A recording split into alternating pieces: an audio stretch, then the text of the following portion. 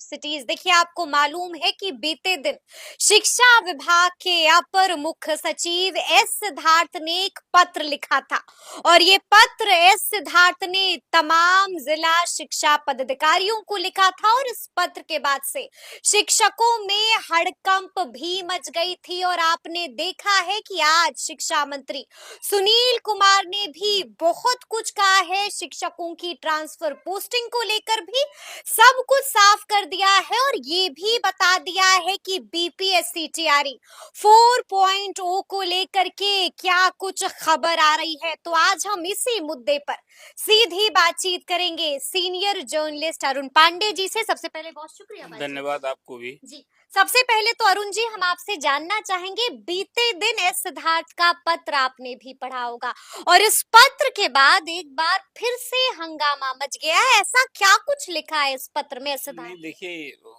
अब तो जो शिक्षा विभाग के एसीएस हैं एस सिद्धार्थ, शिक्षकों की प्राय सभी मांग पूरी हो रही है। अब 2-3 और मुख्य मांगे रह गई हैं, उसकी चर्चा बाद में मैं करूंगा। कल एसीएस एस सिद्धार्थ का 2 फरमान आया जी। नया फरमान। अब शिक्षा में सुधार करनी है और शिक्षकों को सुधारना है। करीब 2 तरह का फरमान था। एक तो था कि शिक्षा में सुधार को लेकर, पहले वही चर्चा कर दें। कल इस सिद्धार्थ ने सभी विभाग के अपने अधीनस्थ नीचे तक के अधिकारियों को, स्कूल के हेडमास्टर्स, टीचर्स के लिए एक फरमान जारी किया कि सरकार ने 1000 स्कूल का सैंपल सर्वे कराया था, कोई 25,000 स्टूडेंट्स का। और उस सर्वे में एक बात आई जो सचमुच 60,000 करोड़ से अधिक शिक्षा पर अभी बजट पर खर्च हो रहा है। अब 5.5 लाख शिक्षक हैं और 1 to 8 क्लास में अभी पढ़ने वाले लड़के, मैथ का प्रारंभिक ज्ञान भी उनको जोड़ घटाव गुना भाग नहीं आता है। बिल्कुल जी। ये मैं नहीं कह रहा हूँ, जो रिपोर्ट आई है उसमें ये बात का उल्लेख खुद एस सिद्धार्थ ने किया है। और एक कहा है कि लोग रीडिंग भी नहीं दे पाता है, लड़का जो किताब उसकी पाठ्य सामग्री है उसको पढ़ भी नहीं ठीक से पाता है। ये सचमुच एक चिंता का विषय है।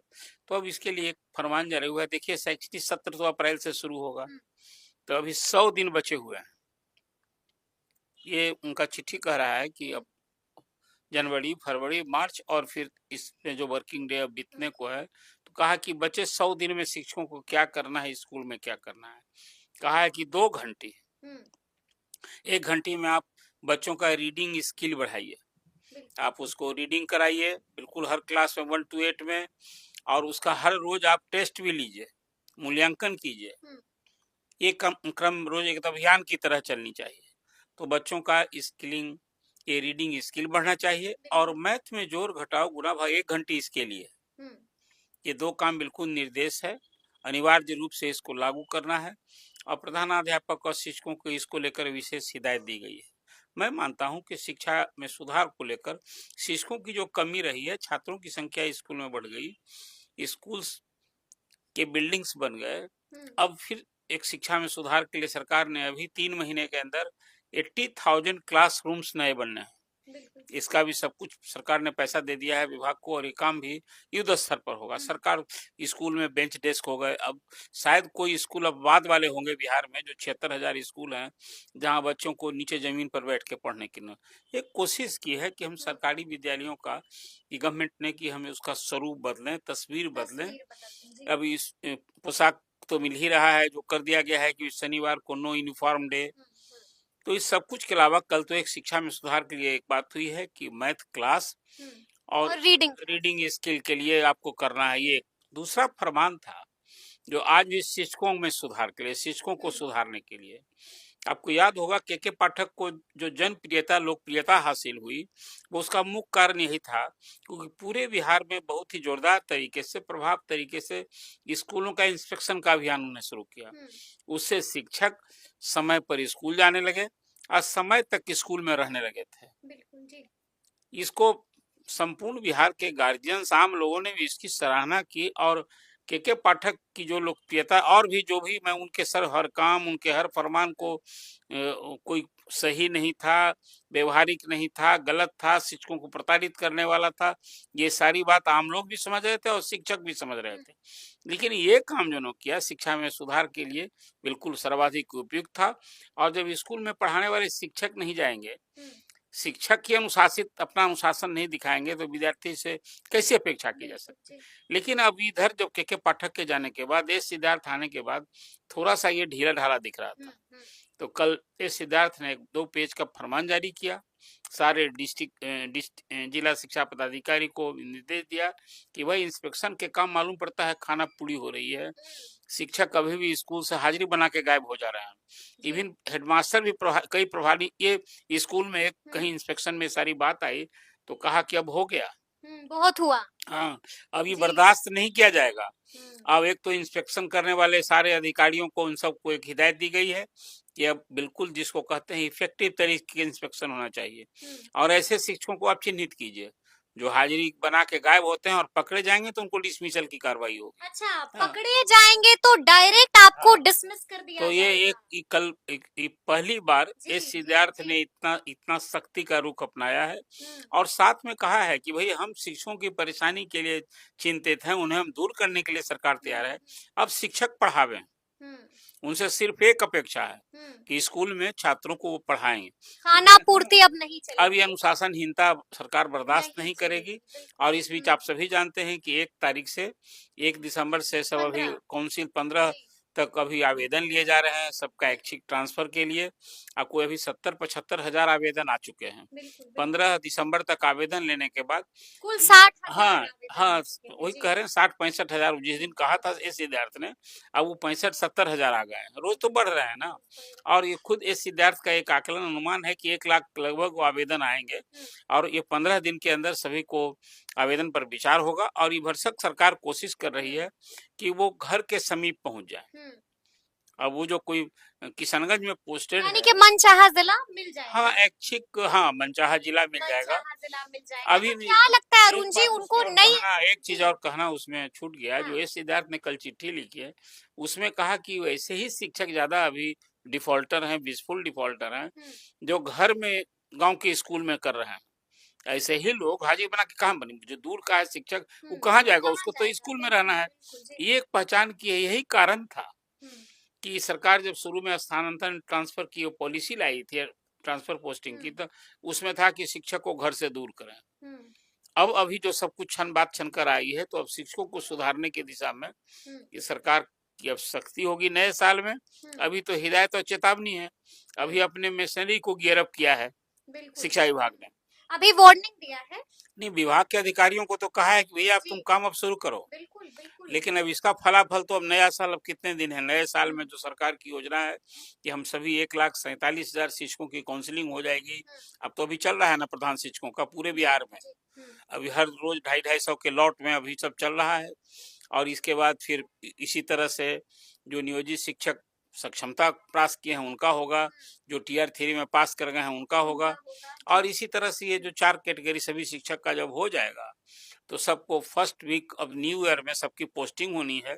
और सरकार की यानी कि आप कह रहे हैं कि नई जगह पोस्टिंग मिल जाएगी शिक्षकों को वो तो देखिए अब जो 38,000 प्रधान शिक्षक बने हैं वो तो 1 to 5 के लिए बनाए गए हैं, तो वो तो दूसरे स्कूल में जाएंगे ही ना। सिर्फ जो सक्षमता परीक्षा सेकेंड चरण में पास किए, अब उनके लिए तो सरकार जैसे फर्स्ट चरण का हो गया कि जहां वो पास करके हुए हैं विशिष्ट वहीं अभी योगदान करना है। 5 बार जब परीक्षा होगी तब ना, जो मुख्यमंत्री ने घोषणा की, हालांकि अभी भी उसका आदेश नहीं आया है जो मुख्यमंत्री ने घोषणा की थी, तो एक उस आदेश का इंतजार हो रहा है। सेवानिवृत्तता की मांग अभी भी कायम है और मेरी नजर में बिल्कुल जायज मांग है। वो मांग तो आप लोग भाई 17, 15, 18 साल काम किया है, वो आज न्यू सर्विस कैसे हो जाएगी, ये उनकी मांग है। लेकिन अब जो सरकार अभी जो भी एक माइंड अप्लाई कर रही है, देर सवेर उसमें कल पटना हाई कोर्ट का एक और आदेश आ गया। पटना हाई कोर्ट हाँ वो आ गया, कैमूर के कुछ शिक्षकों ने कोर्ट की शरण ली थी।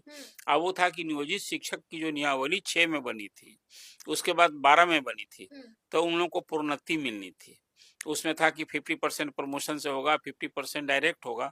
आज तक प्रमोशन नहीं मिला और ये नियोजित शिक्षकों की नियमावली बदलती जा रही है।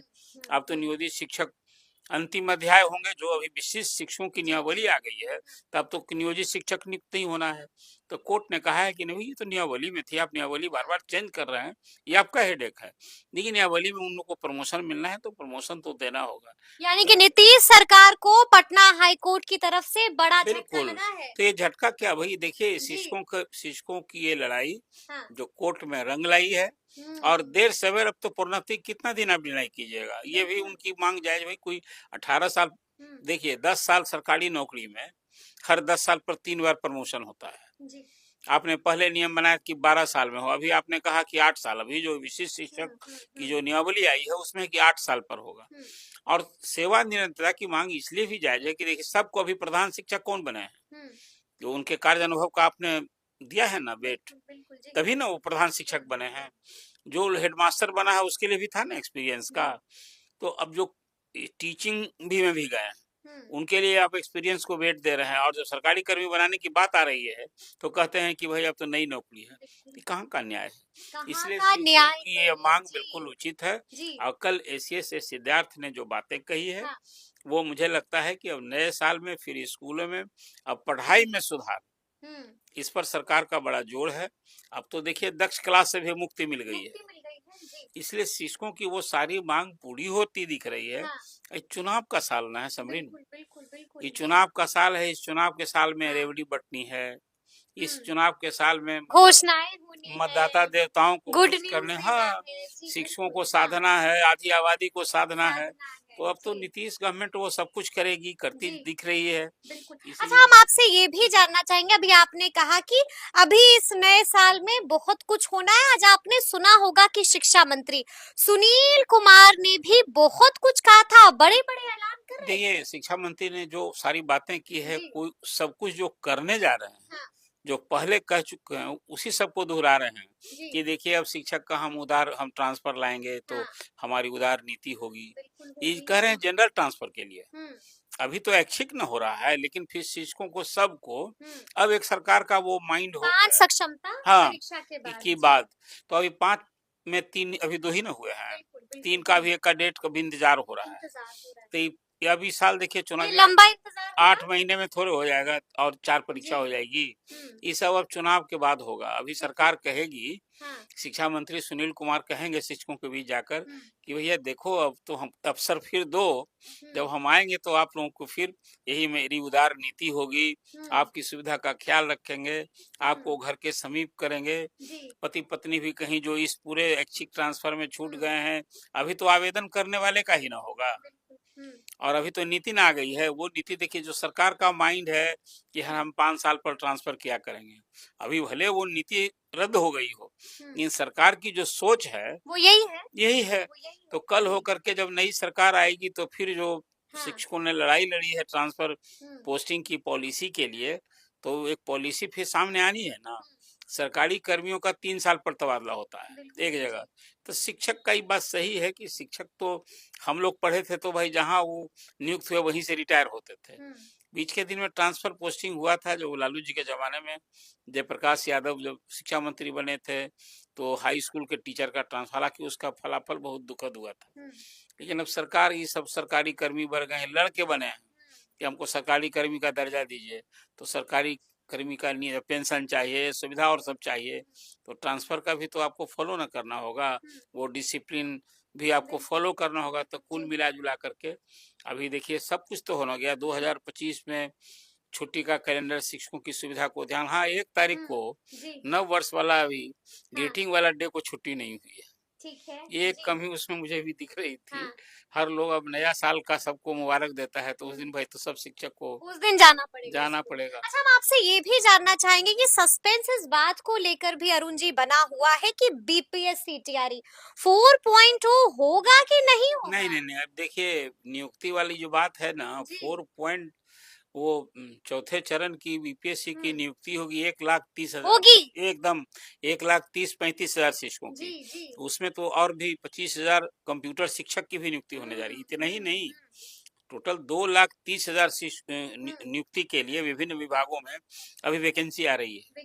तो ये जो चौथे चरण की बीपीएससी की नियुक्ति तो बिल्कुल इसलिए होनी है, यानी कि उदास होने की जरूरत नहीं है, बीपीएससी टीआरई 4.2 होगा। नीतीश कुमार जी को चुनाव में जाना है, ये डंका बजाना है कि भाई हम 10 लाख जो सरकारी नौकरी है, 10 लाख रोजगार की बात किए, दोनों टारगेट हम क्रॉस कर गए। अभी बंशीधर ब्रजवासी ने तो सबको हैरान करके रख ही दिया है। देखिए, वो तो जो शिक्षक प्रताड़ित हुए थे ना, उसका वो कहीं ना कहीं उसका प्रकटीकरण है। 2 साल बिहार के शिक्षक जो उस समय तक तो बीपीएससी वाले नहीं आए थे, मैं भी मानता हूँ कि और कुछ जो एटीट्यूड जो था, मैं बदला ले लिया शिक्षकों ने। शिक्षकों के प्रति आप अपनी सोच बदलिए, अपना व्यवहार बदलिए। जो उसमें बेईमानी करने वाले हैं, जो अयोग्य हैं, आप उनके बारे में निपटिए ना। सारे शिक्षकों को एक नजर से मत देखिए। तो शिक्षक जो प्रताड़ित हुआ, और बताइए ना, यूनियनबाजी करने से किसी की नौकरी सेवा से बर्खास्त कर दीजिएगा। ब्रिजवासी तो शिक्षक के संग, शिक्षक के कॉज पर अपनी सेवा गंवाई है। तो आज रोते हुए वीडियो बिल्कुल मैं सुन रहा था कल, उनके परिजन, उनकी पत्नी, उनके बच्चों की जो आप कहानी, उनका दर्द आप दिखा रही थी, तो ये अन्याय हुआ था। ये किसी लोकतांत्रिक व्यवस्था में, देखिए, सिर्फ डिफेंस पर्सनल को यूनियन बनाने से रोक है। आज शिक्षक, सिपाही, दरोगा, आईपीएस, आईएएस सबका यूनियन होता है। आज शिक्षक का यूनियनबाजी जो नया नियुक्त किया है, कौन सा फरमान है भाई? कौन सा फरमान है? तो अब देखना होगा कि आगे आगे क्या कुछ होता है। तो फिर ये पूरी बातचीत आपको कैसी लगी है, कमेंट करके हमें जरूर बताइएगा। तो ऐसे तमाम अपडेट्स के लिए बिल्कुल ऐसे ही हमारे साथ बने रहिएगा और देखते रहिएगा लाइव सिटीज। बहुत शुक्रिया।